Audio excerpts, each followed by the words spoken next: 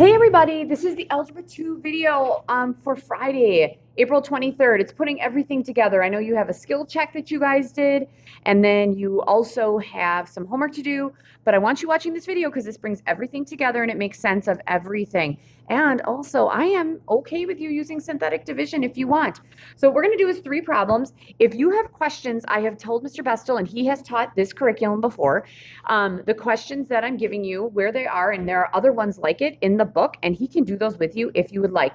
But I want to keep this video to 3 of them, and then what we'll do is we'll look at some more for review on Monday or Tuesday because we're reviewing for your test. So the goal here in these 3 problems is to sketch a graph of the following polynomial functions by finding all the zeros, finding the end behavior, and the y-intercept. The y-intercept we really haven't focused on, but it's super easy to find. You should be able to justify all of your work. All right, here's question number 1.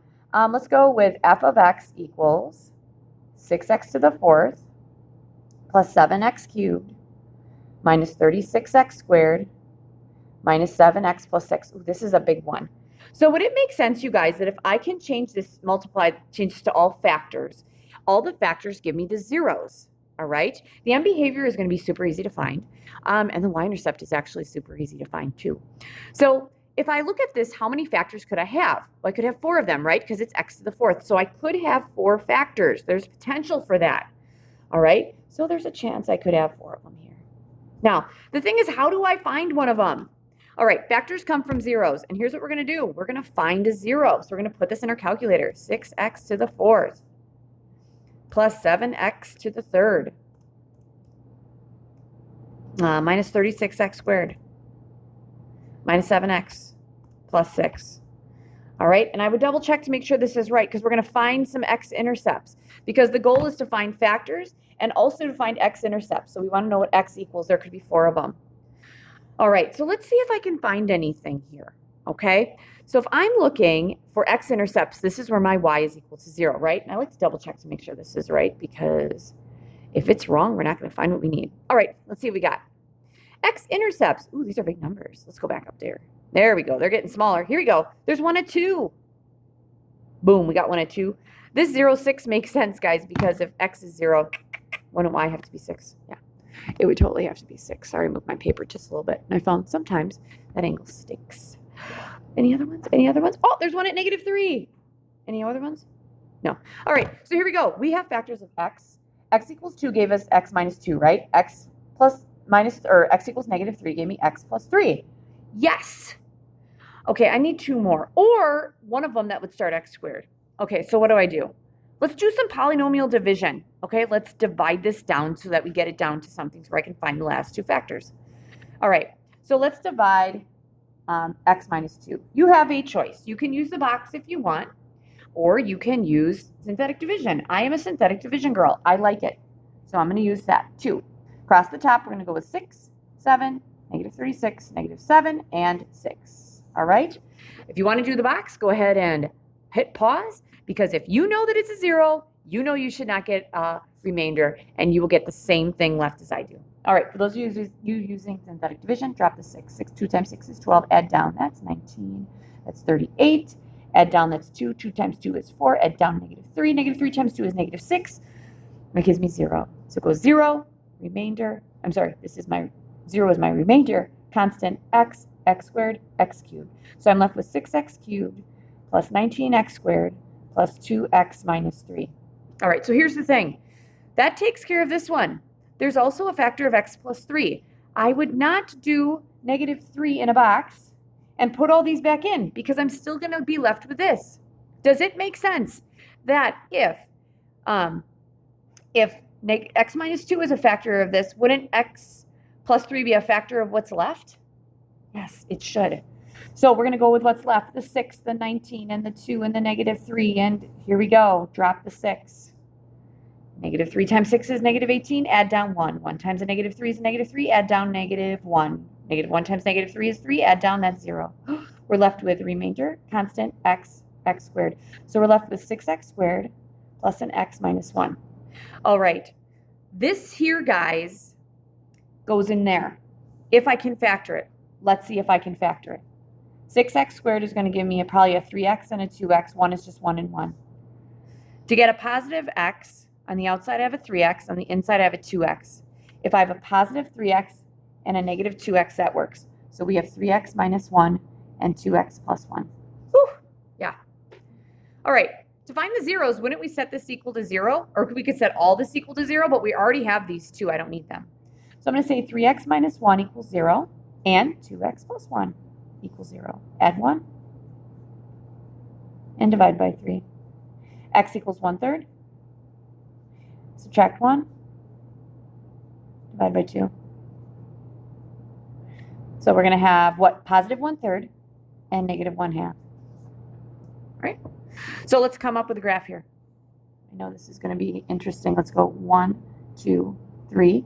Sorry, I'm kind of crunching this in here because I want to make sure that I get it all on one page. All right, end behavior, we're focusing on right here. End behavior, same direction, right? Because it's even. Is it going up or down? Up, because it's positive. So I know I'm rising to the right and I'm rising to the left. My y-intercept for this one is going to be 6. I said that before because we're going to have a point at 0, 6. Because if I put 0 in for x, it's 6. So I could say this is 6. Okay, my zeros, I'll make these nice fun colors. 2, negative 3, negative 1/2, and then 1/3. All right, it's going to pass through all those points, you guys. And I'm going to put this right here because we're kind of connecting all those dots. So it could look like this. Up through here, down here.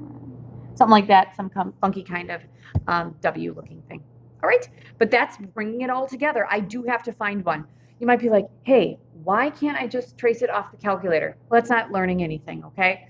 And I could give you one factor if I wanted to. And none of them are going to be great. Like, these have to be perfect, you guys. And the only way you're going to get that is by factoring. All right, number 2. G of x equals x to the 4th plus 2x cubed plus 10x squared plus 18x plus 9. All right. Here we go. Let's put this guy in here. We're going to do the same thing we did before. We're going to have x to the 4th plus 2x to the 3rd plus 10x squared plus 18x plus 9. And I would make sure this is in correctly because, you know what, if it's not, we are going to be wrong. So we got x to the 4th plus 2x. Ooh, it's not, to the 3rd. Plus 10x squared plus 18x plus 9. All right, so the goal here is, wouldn't I potentially have 4 factors? Because I could have x's in there, right? There could be 4 factors. All right, so I got to find some. And I want to find the x-intercept, so I'm going to make a list of x equals. All right, let's see what's in the table. Ooh, I got one at negative 1. I know my y-intercept makes sense because if I put 0 in for x, it's a 9. So I know there's going to be a point at 0, 9. Any other ones? None. Doesn't look like I have any other ones here. All right, so let's do this and see what happens, okay, guys? And then we'll look at the graph in a bit. But I do know that it has a factor of an x plus 1 in it, right? Because x equals negative 1 would go there. So like I said, at this point, if you really enjoy long division or you like those generic rectangles, go for it. I'm using synthetic division. Negative 1 in the box. We're going to have 1, 2, 10, 18, and 9 because it goes 4, 3, 2, 1, nothing. 4, 3, 2, 1, nothing. All right, here we go. Drop the 1. It is a factor, so we should get a remainder of 0. Drop the 1. 1 times negative 1 is negative 1. Add down 1. 1 times negative 1 is negative 1. Add down 9. 9 times negative 1 is negative 9. Add down 9. 9 times negative 1 is negative 9. Add down 0. That makes sense. So this is remainder constant x, x squared, x cubed. All right, we don't know how to, and some of you might though. There is a way to factor this thing, but most kids forget it. So the question is, how can I do this? Because, yeah, there are 3 of them left because there's 3 there. Let's look at the graph. Oh, this is a horrible graph, so I'm going to let it think. All right, and let's go to a regular graph, zoom 6. What's happening at negative 1? Oh, it's touching and turning. That means there's another one of these, which means it's like x plus 1 squared, right? So there's 2 factors there. That means I got to divide out 2 of them, just like the last one. This makes more sense. I wouldn't do negative 1 in the original one because all I'm going to do is get that. I need to keep dividing it out. So we're going to have a 1, 1, 9, 9. Again, at this point, if you want to, you can pause it and you can use long division, or you can use the box. I don't care, I'm using synthetic. All right, drop the 1. 1 times -1 is -1, add down 0. 0 times -1 is 0, add down 9. 9 times -1 is -9, add down 0. Remainder, constant, x squared. We're going to have x squared plus 9. I like it. All right, I hate to tell you guys this, but x squared plus 9 you can't factor, you guys. It's not a difference of squares. So what happens is we don't have this guy. That's our last factor. It is not linear. So we have zeros of -1. That's a multiplicity of 2, right? So there's 2 of those because I have to have 4. There's 2 of them already at -1. Let's find the other 2. Let's set this equal to 0. All right, subtract 9. I get x squared equals what? -9. Take the square root. X equals plus or minus. What's the square root of a -9? Well, doesn't the imaginary, that's an imaginary, right? Is there a square root of 9? Yeah, 3. So this is going to be plus or minus 3i. Here we go. Okay, so those, actually I should probably write these as 2. So I have -1 and I have 3i and -3i. So I got 1, 2, because that is multiplicity of 2, 3, 4. Makes sense because it's a degree of 4. All right, folks, here we go. We only have a 0 at -1. We already said that it bounces. We know that it rises to the right and to the left. We know that the y-intercept is at 9. All right, so here's pretty much what we got. That's something that looks like this. And it could like dip and then go up, but it's not going to hit again. And this one doesn't. This one looks like it's just going to be like looking like a parabola. All right, but that's how everything kind of works together. Your sketches don't have to be perfect. I don't even know if we have you guys doing that many sketches, but that's that one. All right, so we get some imaginary roots. That is exciting stuff. Last but not least, number 3. Let's go with j of x equals x to the 4th minus 8x cubed plus 18x squared minus 16x plus 5. All right, if I factored this, wouldn't I be able to have 4 of these guys again? I have the potential for 4 of these because I need to get x to the 4th. I need to find some zeros. So let's go for it. Let's find them in here. Okay, let's go with x to the 4th minus 8x cubed plus 18x squared minus 16x plus 5. There it is. Feeling all right about that. I want to make sure that this is in correctly. So I get x to the 4th minus 8x cubed plus 18x squared minus 16x plus 5. Okay, let's find them. Where are you? Okay, I see a y-intercept of 0, 5, which totally makes sense. Keep in mind there's going to be a y-intercept at 0, 5, because if I put 0 in for the x's, I get y for 5. Ooh, I got one at 5, it looks like. All right, and oh, and I got one at 1. Sorry, I missed that little bugger. All right, so here we go. We're going to have, that comes from x minus 5, right? And that comes from x minus 1. All right, which makes sense. Now I have 2 left I have to find. Let's divide this out. So I'm going to use synthetic division. I'm going to use the factor of x minus 5 first. Again, if you want to stop and you want to do generic rectangle, or you want to use long division, go for it. We will get the same answer if you start with x minus 5. 5 goes in the box because it's always the opposite. We're going to go with 1, -8, 18, -16, and 5. Here we go. Drop the 1. 1 times 5 is 5. Add down -3. -3 times 5 is -15. Add down 3. 3 times 5 is 15. Add down -1. -1 times 5 is -5. Add down that 0. So we're left with the remainder, constant x squared, x cubed. So you really don't need this, but it's x cubed minus 3x squared plus 3x minus 1. All right. Now what we have to do is we have to factor out the x minus 1. Right? So in the box, you're going to have a 1. Again, I would not start with the top one because you're going to be ending up with a 3rd degree polynomial and I need it to be squared. So we're going to use what's left over here. 1, -3, 3, -1. All right, drop down the 1. 1 times 1 is 1, add down -2. -2 times 1 is -2, add down 1. 1 times 1 is 1, add down 0. I get x, remainder, constant, x squared. So I'm going to have an x squared minus a 2x plus 1 equals 0. All right, at this point, this is what I got. I think I can factor this thing. Let's go for it. X squared is x and x. 1 is going to be 1 and 1. Factors of 1 that add or subtract to -2 would be -1 and -1. That equals 0. All right, so it looks like this.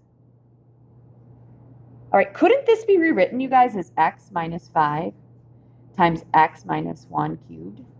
Yeah, this is a multiplicity of 3.